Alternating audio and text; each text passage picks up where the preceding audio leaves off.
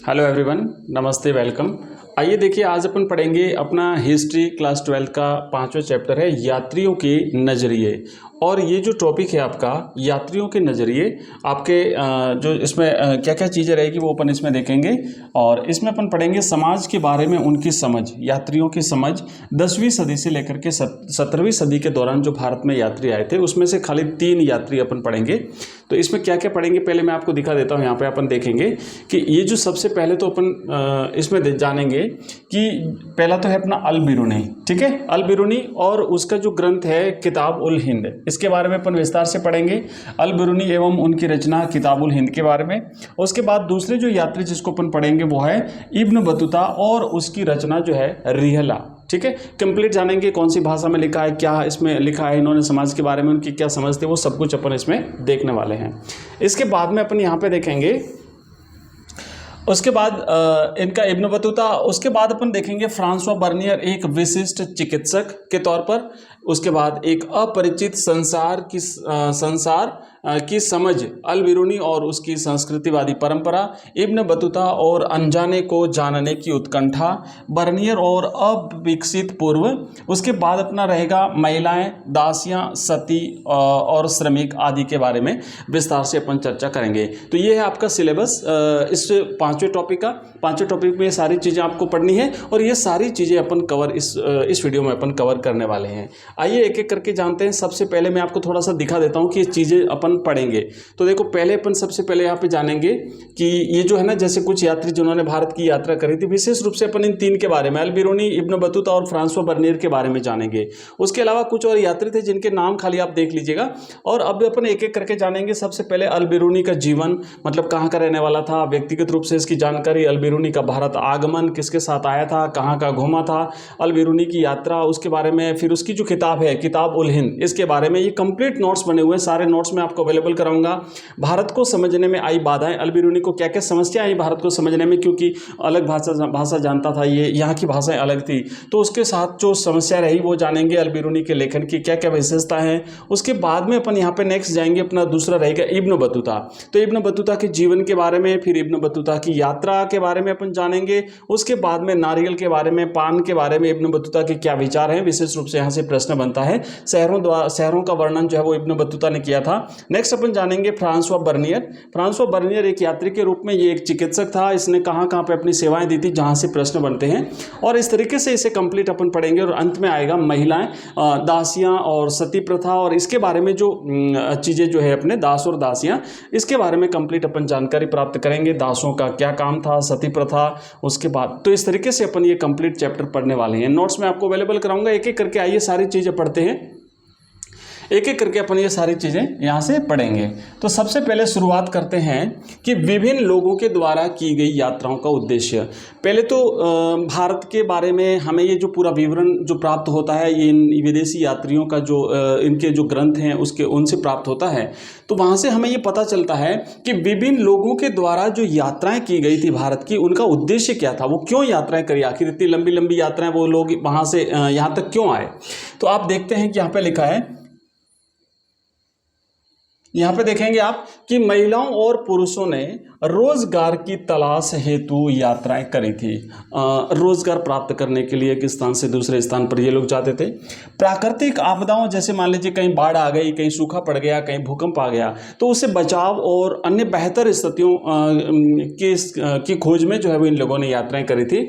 कुछ व्यापारी होते थे जो व्यापार के उद्देश्य से, सैनिक अपने सैनिक अभियान के उद्देश्य से, पुरोहित और तीर्थयात्री अपने धर्म के प्रचार के लिए जो है ये यात्राएं करते थे। और साहस की भावना से प्रेरित होकर के भी कुछ लोगों ने जो है वो यात्राएं करी थी। तो यात्राएं करने का ये उद्देश्य, छोटा प्रश्न यहाँ से बन सकता है, आप लोग इस तरीके से यहाँ से लिखेंगे।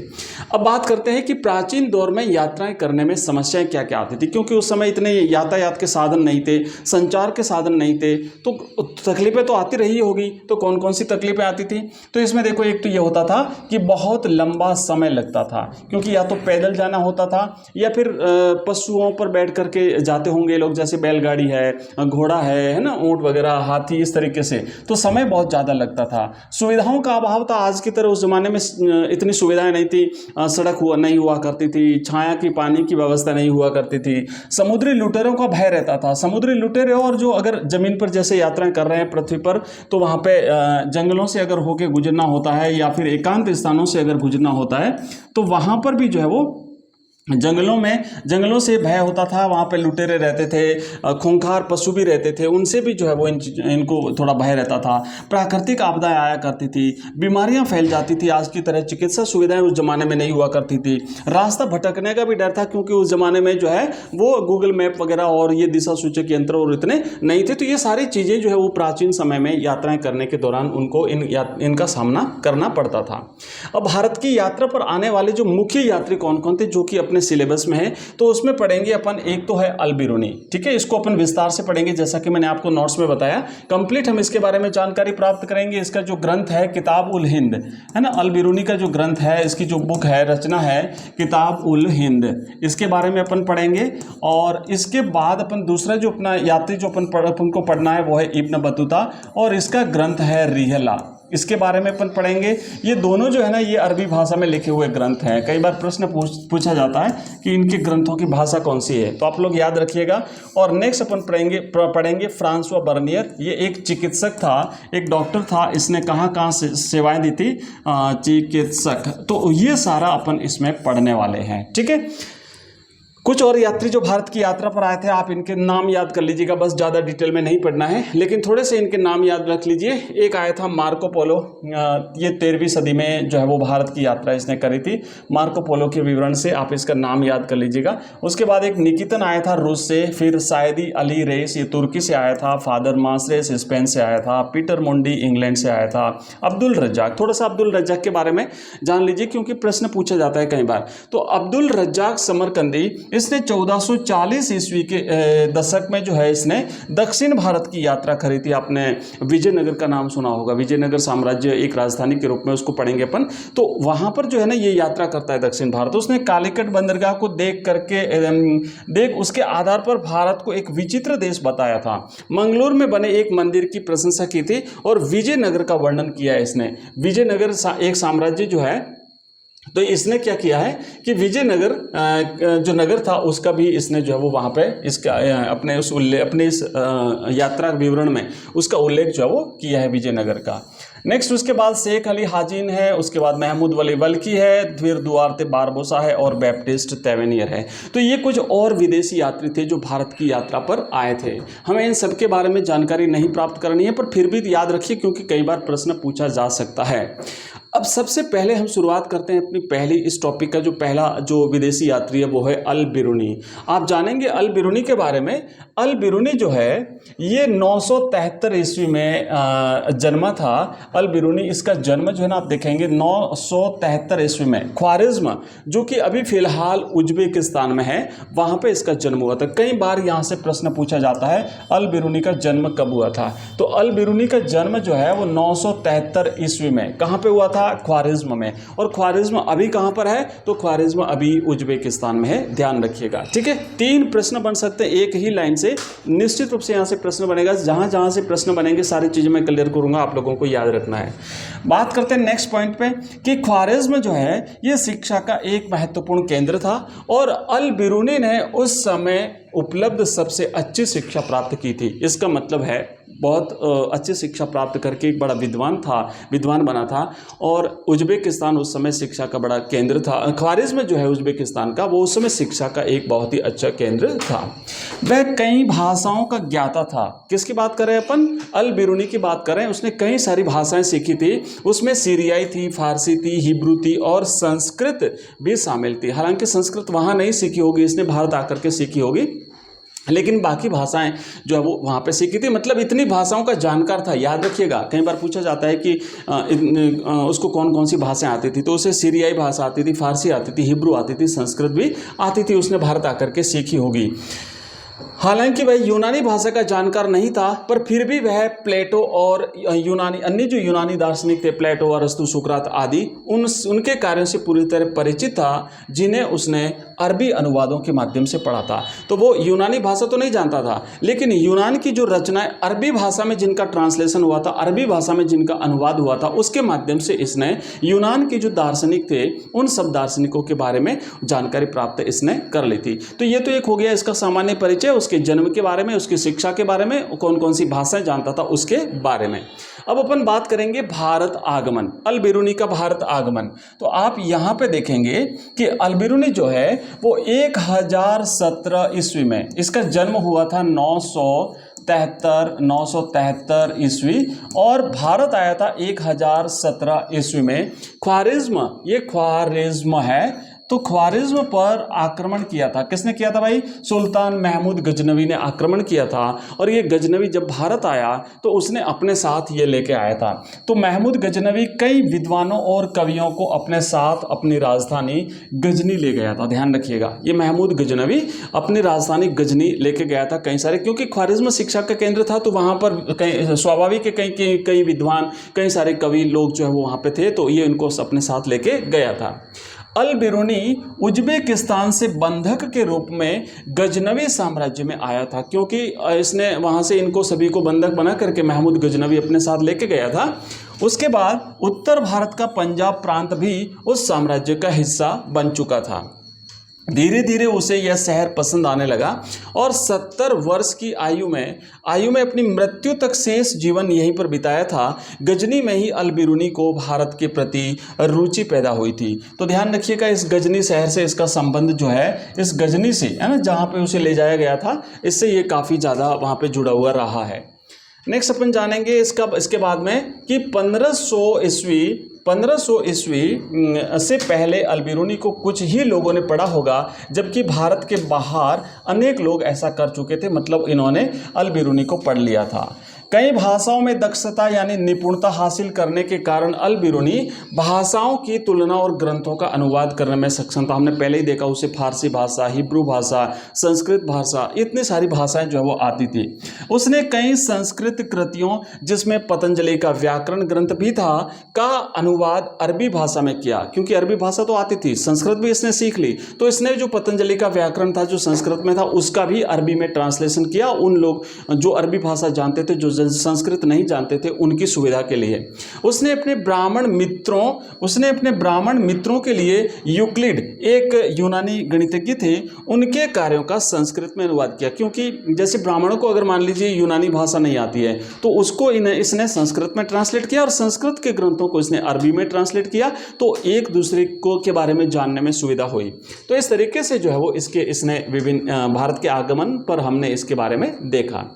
अल बिरूनी की यात्रा, हालांकि उसकी यात्रा कार्यक्रम स्पष्ट नहीं है, पर फिर भी प्रतीत होता है कि उसने पंजाब और उत्तर भारत के कई हिस्सों की यात्राएं की थी। अल बिरूनी ने ब्राह्मण पुरोहितों और विद्वानों के साथ कई वर्ष बिताए और संस्कृत धर्म और दर्शन का ज्ञान प्राप्त किया था। तो संस्कृत भाषा, भारत के धर्म के बारे में, भारत के दर्शन के बारे में उसने जानकारी प्राप्त की।